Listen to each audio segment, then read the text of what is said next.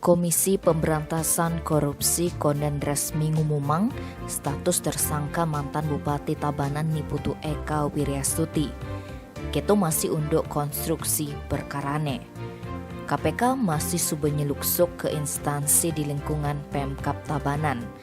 Ada masih surat uli KPK ane kirim ke Dinas Penanaman Modal perizinan terpadu satu pintu Kota Denpasar. Unduki ngide data aja informasi mantan Bupati Tabanan ane mare lengser ento.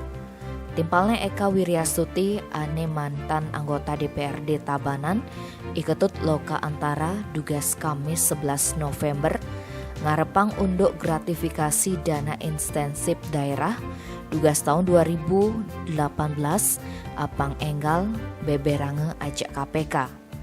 Loke ane jani dari anggota Komisi Advokasi Daerah Anti Korupsi Provinsi Bali ngaku mekesiap dugas KPK nyeluksuk ke instansi di lingkungan Pemkab Tabanan ngalih berkas ane ada kaitannya ajak gratifikasi kasus DID tahun 2018.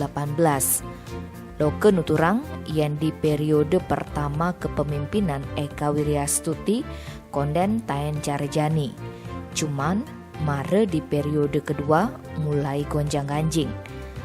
Loke berusaha gati ninggalin masalahnya ane seobjektif mungkin.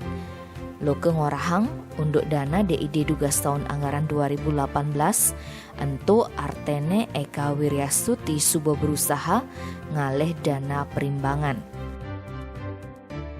Tim Bali Express ngelaporang.